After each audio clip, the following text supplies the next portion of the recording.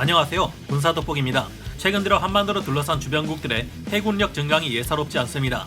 아무리 중국을 견제하기 위해서라지만 일본의 해상 자위대가 이즈모함의 F-35B 함재기를 운용할 수 있게 되면서 76년 만에 다시 항공모함을 가지게 되었는데요. 중국은 5년 만에 100척 이상의 전투함정들을 건조하며 약 296척 정도의 함정을 보유하고 있는 미국을 양적으로 능가해버렸습니다. 중국은 앞으로도 만재 배수량 5만 톤이 넘는 4척에서 5척의 중형 항공모함을 건조하고 2025년까지 전투함정을 무려 400척 가까이 보유할 전망인데요. 여기에 맞서는 일본 해상자위대 또한 어마무시한 해군력 증강을 계획하고 있습니다. 이들은 수십 척이 넘는 최신형 전투함들을 새로 건조할 예정이며 최근에는 이지모급 항공모함에 미군 F-35B를 이착함시키는 훈련을 성공적으로 진행했습니다. 사실상 76년 만에 다시 항공모함을 보유하게 되어버렸습니다. 중국뿐만 아니라 유사시 우리와 적대적인 사이가 될 수도 있는 일본까지 막강한 함대 전력을 더욱 증강시키고 있으니 이를 지켜보는 우리 한국이 반가울 리 없는데요.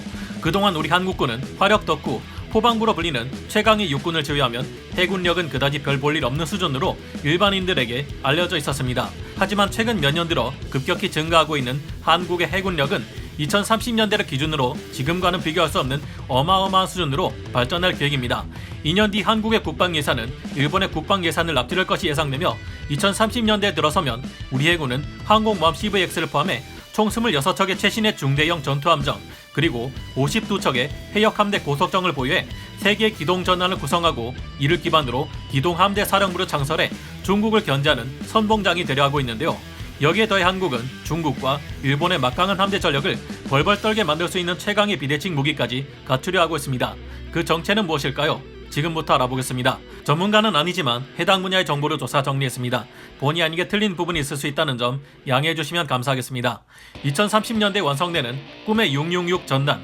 이전까지 우리 한국 해군은 연안 작전을 위해 소형 함정 위주로 운영되어 왔지만 1990년대부터 본격적으로 현대화를 추진해 왔습니다. 1998년 KDX-1 광개토 대왕급 구축함 취역을 시작으로 해 우리 한국 해군은 2003년 12월 만재 배수량 5,500톤의 충무공 이순신급 구축함에 일반 함인 충무공 이순신함을 취역시켰습니다. 2008년 12월에는 만재 배수량이 1,600톤이나 되며 총 48셀의 마크 41 수직 발사기와 32셀의 마크 41 수직 발사기, 48셀의 KVLS 수직 발사기를 갖춰 전세계 구축함들 중 가장 막강한 화력을 가진 세종대왕급 구축함의 일본함인 세종대왕함을 취역시켰는데요. SM-2MR 블록2B 함대공 미사일과 해성-2 함대지 순항 유도탄, 홍상어 장거리 대자모래, 청상어 경어뢰 등을 발사하는 이 강력한 구축함 세 척은 이지스 방공체계를 갖춰 450km가 넘는 탐지 거리를 가지며 최대 900개의 목표를 추적 가능함은 물론 동시에 최대 18개에서 24개의 목표와 교전할 수 있는 강력한 방공 능력을 갖춰 우리 해군의 전력을 크게 강화시켰습니다. 2013년 1월에는 만재 배수량 3,300톤의 인천급 호위함이 그리고 2018년 3월에는 만재 배수량 3,600톤의 대구급 호위함이 취역하며 2019년 기준으로 중대형함 25척, 해역함대 고속정 67척을 운용하는 훨씬 강력해진 전력을 갖추게 되었습니다. 올해인 2021년에는 독도급 강습 상륙함의 2번함인 마라도함이 취역했고 3,000톤급의 재래식 AIP 잠수함 도산 안창호급 잠수함의 1번함인 도산 안창호함이 가장 무서운 비대칭 무기라 할 수 있는 SLBM을 시험 발사하는 데까지 성공해 전 세계가 한국의 해군 증강력을 눈여겨보게 되었는데요. 90년대 초를 기준으로 본격적으로 양산되어 온 잠수함 전력 또한 굉장히 막강한 전력을 갖추게 되었습니다. 한국의 잠수함 전력은 꾸준한 성장을 반복한 결과 현재 총 20척의 잠수함을 운용하게 되었는데요. 이제는 잠수함 전단이 독립적인 사령부를 구성할 정도로 그 규모가 크게 확대되었습니다. 현재 한국 해군은 20여 척 규모의 잠수함대를 운용하고 있으며 2010년대 들어서 타국의 국산 건조 잠수함을 판매하거나 운용 노하우를 교육시킬 정도의 뛰어난 역량을 보유하게 되었죠. 특히 수중 배수량이 고작 1,350톤에 불과한 우리 해군 SS-061 장보고함은 임팩 2004에서 세계 최강 미군의 존 C 스테니스 니미츠급 항공모함과 2척의 이지스 순양함, 구축함대를 모두 합쳐 30여 척이나 되는 전투함들에게 40번 이상 가상 어뢰를 명중시키는 성과를 냈습니다. 물론 이 훈련과 같은 엄청난 결과를 실전에서도 거둘 수 있는 것은 아니지만 두고두고 회자되어도 부족함이 없을 대단한 성과임은 반박할 여지가 없었죠. 이제는 적수상함과 잠수함이 남기는 항적을 추적해 절대로 피할 수 없는 범상어 중어뢰와 같은 무시무시한 무기까지 운용하게 되었습니다. 불과 90년대 초만 해도 2차 대전에서나 활약하던 기어링급 구축함이 일선에서 활동했던 한국 해군이었습니다. 이후에도 육군을 중심으로 키워온 한국 해군에는 예산의 압박과 함께 정치적인 제약은 물론 IMF라는 최악의 경제 위기까지 닥쳤었죠. 하지만 이런 잔혹한 위기들에도 불구하고 우리 해군은 엄청나게 빠른 속도로 현대화 및 대형화가 이루어져 온 것입니다. 한포전을 중심으로 하는 울산급 호위함을 운영하던 예전과 달리 20년이 지난 지금 한국 해군은 배수량로 치면 5배 이상 덩치가 커졌고 전투체계는 과거 함정들과 비교할 수조차 없을 정도로 향상된 이지스 방공 구축함들로 채워지고 있습니다. 현재 대한민국 해군은 약 20여 척의 잠수함, 12척의 구축함, 10여 척의 호위함, 연안 방어로 책임지는 10여 척의 초계함, 그리고 20여 척의 미사일 고속정, 40여 척의 고속정을 보유하고 있습니다. 여기에 더해 상륙 전력으로는 대형 수송함 2척과 상륙 함정 10여 척을 가지고 있어 여단 규모의 상륙 작전 수행이 가능합니다. 기뢰 전력으로는 기뢰 부사람 2척과 소해함 10여 척이 있는데요. 이 외에도 훈련함, 군수 지원함, 구조함 등 20여 척의 지원함정을 가지고 있습니다. 항공 전력으로는 해상 초계기 등 고정 이끼를 20여 기 보유하고 있으며 링스 해상 작전 헬기를 포함해 회전 이끼 50여 기 또한 보유하고 있습니다. 하지만 현재 전투함정 전력으로는 전투함정이 수백 척에 달하는 중국군과 수십 척의 호위함 전력을 갖춘 일본에 비교하면 많이 부족한 수준인데요. 그래서 우리 해군은 앞으로 수십 척의 현대화된 함정들을 새로 건조, 취역시켜 총 전력을 지금의 3배 이상으로 늘리는 엄청난 계획을 가지고 있습니다. 먼저 2021년 올해만 해도 6척의 구축함, 7척의 신형 호위함이 실전 배치되었습니다. 2020년대부터는 시대에 뒤처진 참수리급 고속정과 포항급 초계함, 울산급 호위함이 일선에서 물러나고 윤영하급 유도탄 고속함과 PKMR, 인천급 호위함과 대구급 호위함 FFX 배치 3로 해역 함대가 재편됩니다. 이렇게 되면 우리의 해역 함대는 함대 방공까지 가능한 전투함들이 주축을 이루게 되며 이는 북한뿐 아니라 주변국들과의 해상 분쟁에서도 유의미한 전력이 될 것으로 분석됩니다. 이처럼 해역 함대가 어느 정도 제 역할을 하게 되면 우리 해군의 주력인 7기동 전단은 훨씬 부담을 덜 수 있게 되는데요. 7기동 전단에서도 레이더와 전투체계 성능이 시대에 뒤떨어지는 충무공 이순신급 구축함을 전면 개량할 예정이며 KDX-3 배치 2를 통해 새로운 이지스 구축함 3척을 추가로 운용하게 됩니다. 여기에 더해 한국형 차기 구축함 KDDX 사업을 통해 신형 구축함들이 건조되면서 우리 해군은 총 18척 규모의 강력한 기동함대 사령부를 창설할 계획인데요.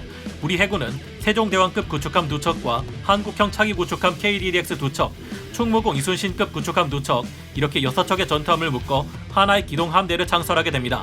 이렇게 되면 우리 해군은 6척씩 이루어진 총 3개의 기동전단을 확보하게 되기에 기동전단 전력을 3배로 늘릴 수 있게 됩니다. 현재 현대중공업에서 건조 중인 경하 배수량 8,100톤의 세종대왕급 구축함의 후속함 KDX-3 배치 2에서는 기존의 이지스 전투체계와 더불어 탄도미사일 방어체계를 갖췄고 다기능 위상 배열 레이더, 적외선 탐지 추적 장비, 전자광학 추적 장비 등을 갖춰 탐지, 추적 등 대응 능력이 2배 이상 증가했다는 큰 예의가 있습니다. 뿐만 아니라 잠수함 탐지거리 또한 3배 이상 향상되었으며 보조 추진 체계를 탑재해 연료를 절감할 수 있도록 설계되었는데요.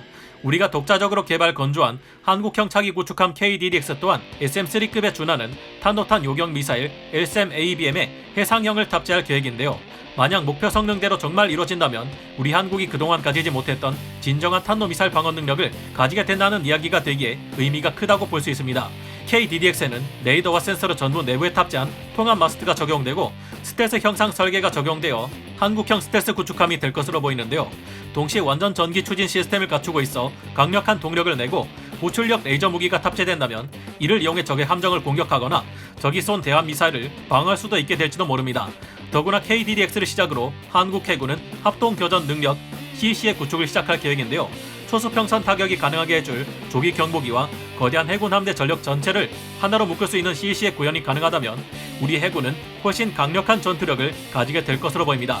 2033년에는 드디어 그렇게 많은 논란이 오갔던 한국형 항공모함 CVX가 전력화되며 우리 해군의 공격 능력을 차원이 다르게 올려줄 수 있게 될 텐데요.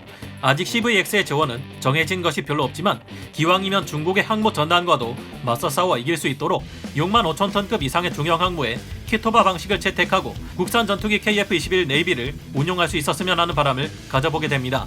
당연히 E2D와 같은 뛰어난 성능의 항모용 조기 경보기 또한 갖출 수 있었으면 좋겠네요. 미래는 유인 함재기와 보조를 맞춰 유무인 복합 스트라이크 패키지를 구성할 항모용 무인 전투기도 필요할 듯 보이는데요. 중국의 대함탄도 미사일 동펑 21D 같은 무기체계들로부터 항모를 보호하고 함재기들의 작전 방향을 늘려주기 위해서는 우리 또한 MQ-25 스팅레이 같은 무인 공중 급유기 또한 운용해야 하지 않을까 생각해봅니다. 어찌 보면 미래전에서 가장 크게 활약할 전투함은 FFX 배치 4가 될지도 모릅니다.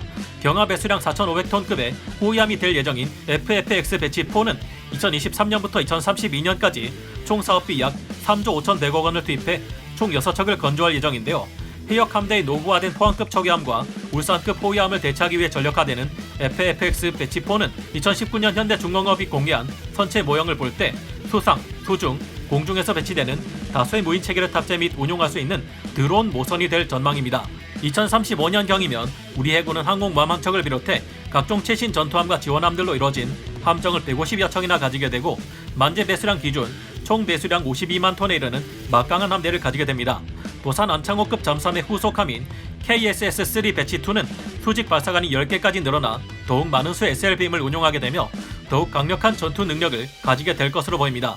KSS-3 배치3에는 2023년까지 연구를 마치게 되는 공면 배열 소나 등의 최첨단 체계가 적용될 예정이며 그때의 상황에 따라 원자력 추진 기관을 가진 공격 원잠이 될지도 모른다는 추측이 많은 상황입니다.